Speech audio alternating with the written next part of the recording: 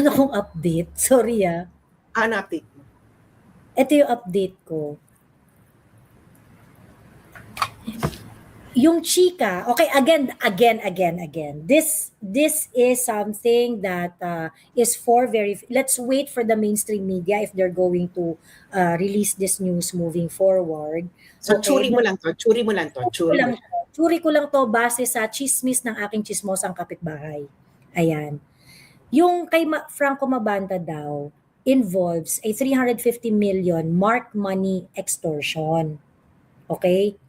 Ang victim daw ay si, kapit kayo. Ang victim daw ay si Martin Romualdez. So, ang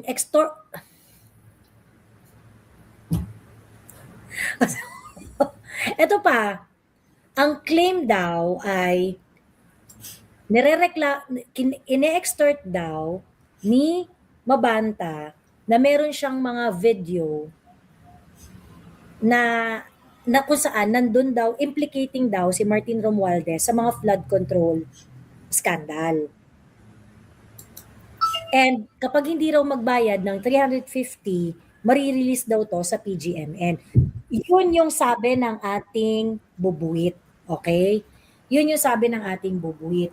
Again, this is for verification. This is something that we have to wait in the mainstream media kung ilalabas nila ito.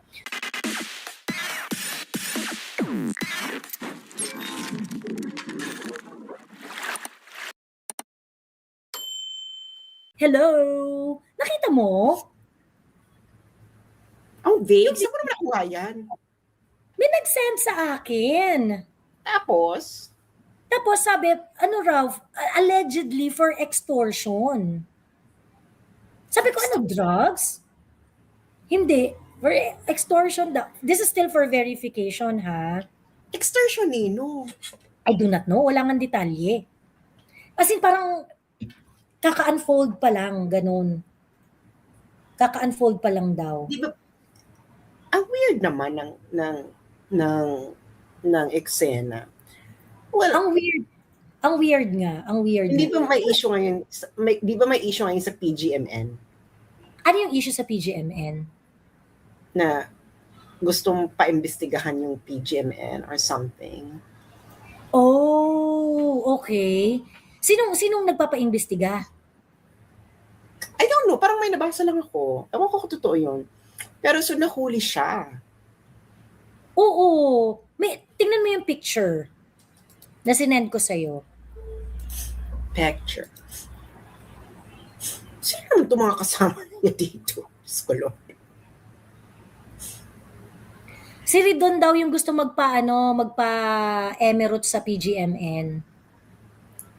Ano to? So, ang Okay, papaimbestigahan ni Ridon. Okay. So, anyway, kalmado naman si Si Franco. I would like to know what's going on, no? Kaya niya yan. Kayanin mo lang, Char. Ayun. Anyway, kakalok. Ang ano lang yan is baka may mga natapakan ng PGMN. Marami ba sila natapakan? Pagka hard hitting kasi hard hitting sila eh. Pagka yung mga content creators nila yung bumabanat. Ganun. So, yung parang ano sa PGMN is ang issue. Ewan ko kung totoo to kasi hindi ko ma-verify yung kung sinabi nga ni Gadon. Ni Ridon. Ni Ridon na tungkol daw dun sa mga fake na Meralco bills or something like that. So, ang ano ko lang dyan is, kaya nyo yan. Ayun lang ano ko. Kaya ang ano nun is, or baka wala rin kinalaman doon. Okay, let's be fair with the investigation itself. No? Baka walang kinalaman doon. Baka sumabit din talaga siya. No? It might not be related to that. Baka meron din talaga siyang sabit. And we don't know because wala pang news. Wala pang news wala pang balita Chinek ko rin parang wala pang nagsusulat about it. Diba? Kung sino man yung Actually, yung tagal ko lang din nakakausap si Franco Mabada. I think it has been... When was the last time I talked to Franco Mabada? 2022 pa, Bex? That was like 4 years ago. Oo.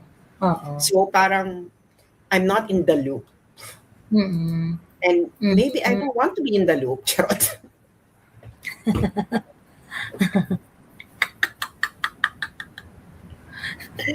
Hindi ko. Kasi, we only let in things that we want to be involved in, we're too old to be involved with everything involved with everything. I have no time.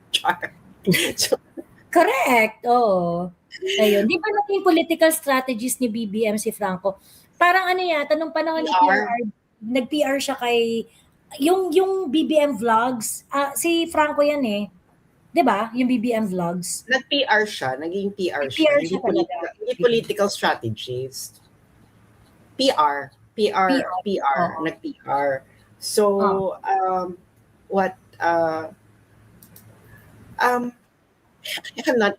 really nothing to say, but as an old friend, good luck at kaya mo yan.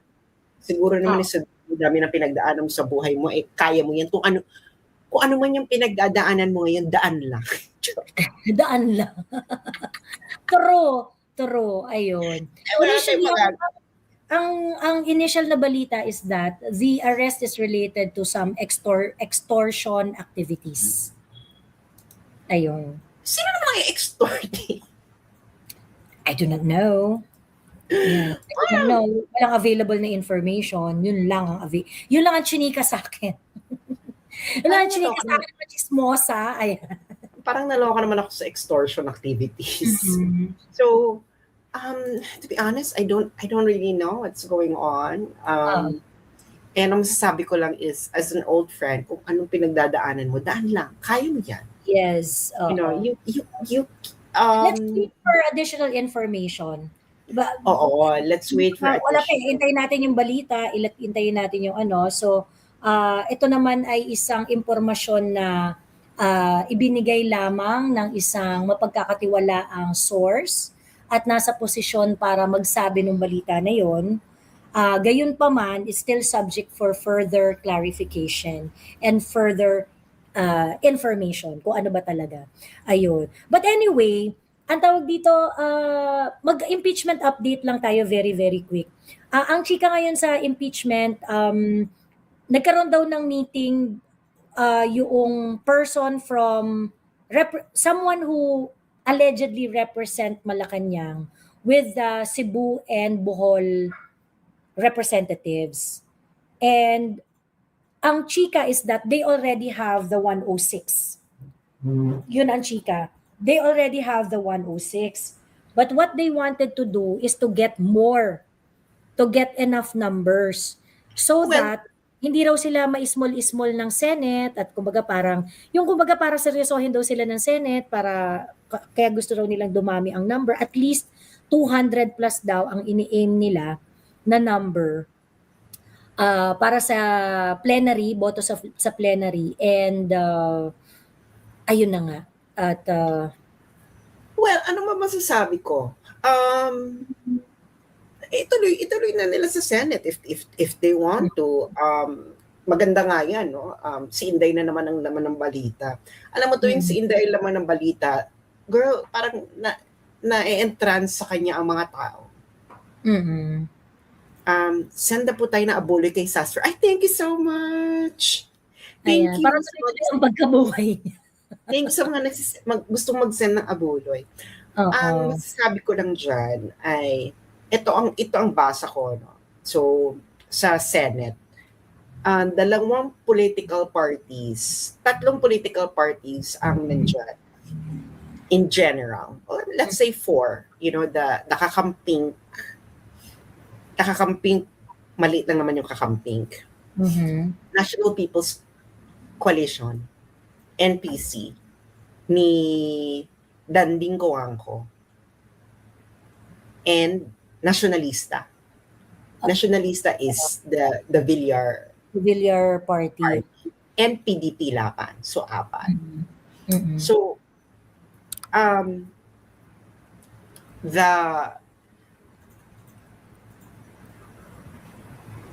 kasi wala pang may presidential candidate na ang PDP Laban pa lang ang may presidential candidate na they're gonna be behind, and that is Sara Duterte. Nagpahin, of course, pahin ng PDP Laban na they're behind Sara Duterte, no?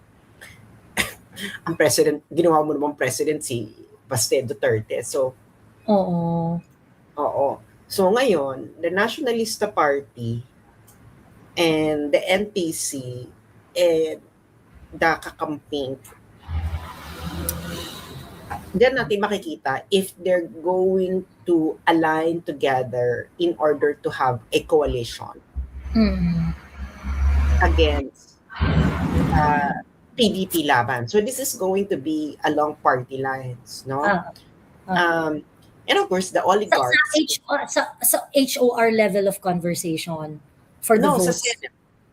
Sa Senate. Sa Senate. Oh, sorry. Senate naman ng yung botohan sa Senate.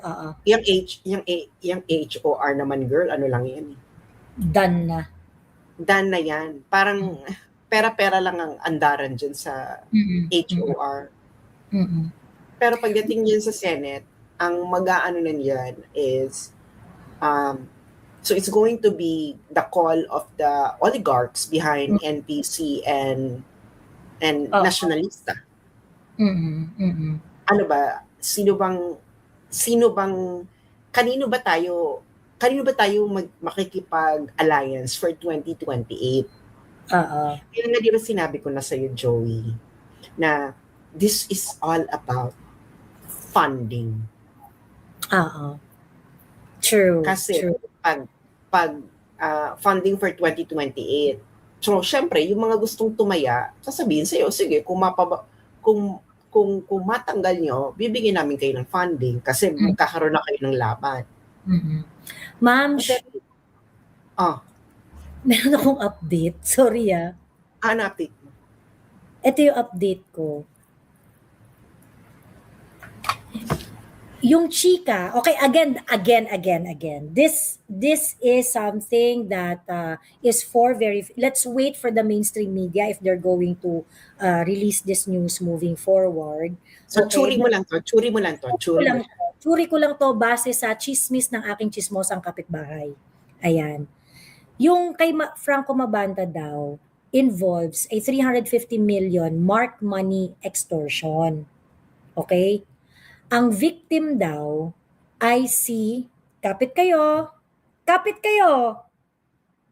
Ang victim daw ay si Martin Romualdez. So, ang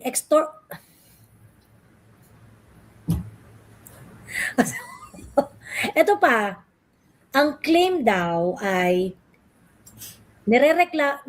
ine-extort daw ni Mabanta na meron siyang mga video na kung saan nandun daw, implicating daw si Martin Romualdez sa mga flood control scandal. And kapag hindi raw magbayad ng 350, marirelease daw to sa PGMN. Yun yung sabi ng ating bubuit. Okay? Yun yung sabi ng ating bubuit. Again, this is for verification. This is something that we have to wait in the mainstream media kung ilalabas nila ito. So ngayon, yung daw extortion na yon, nag-call daw ng bluff itong si Martin. So ang ginawa raw ni Martin, nag-send daw ng pera, pagkatapos nag-set up ng buy-bust operation. Ayun. At nangyari daw ang buy-bust sa Valle Verde. So please fact check this. Okay? Fact check this information. It's all yours. Okay? It's all yours. Fact check the information. Did this happen or not? Ayan. Well, Victim well, daw 15. Ayun. so,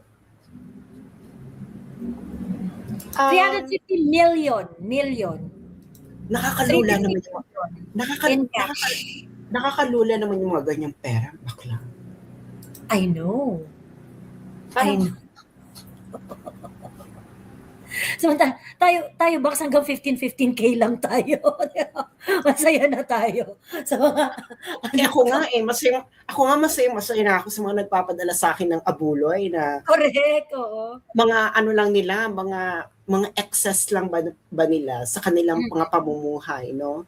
Maraming salamat sa mga may nagpapadala ngayon, kita mo, masaya na ako sa ganito because we don't need much. We only need, I'm not saying we. I don't need much. I only need enough. Ganun lang yan, enough. And dahil mataas ng dollar, may abuloy ako kay sis. Ay, gusto ko yung mga ganyang eksena sa buhay, right? So, ano masasabi ko? So, things are developing. Di ba sabi ko sa'yo, ang daming mga curveballs na nangyayari. Kasi, you know what? The story might go kasi kung it might also be the case, okay, to entertain a different angle. It might also be the case that maybe the kingpin, that there might not be extortion, but maybe there might be some contract na i-promote mo ko eksena, and then maybe they use that in order to appear na may extortion. Kasi mahirap yung kasi makapagpapatunay na naman na may extortion, Joey, meron, papakita mo talaga, ito yung conversation, ito yung pinakita, ito yung ganyan. Hindi ba? Oo. Teka lang ha. Saka ano namang video yan? Saka bakit naman mapupunta kay Franco Mabanta yung video? In today's video.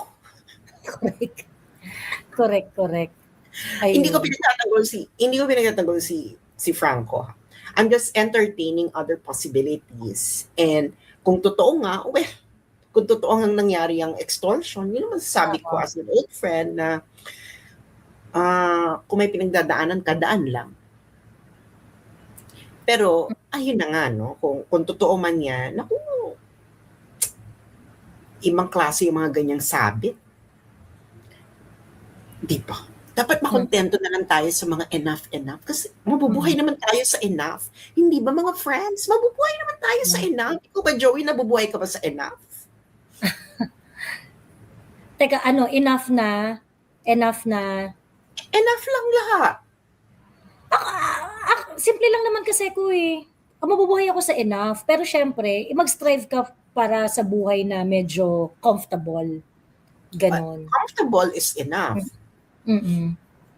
Hindi ba? So, grabe naman yung 350 million. Nakakalola. Bigyan mo naman kami. Dapat binigyan mo naman kami ng balato. Charot. Cold cash ang PGN, halatang may PR din sila. Hindi naman kasi lahat doon is DDS. Dahil walang doon DDS, sabi ni CJ.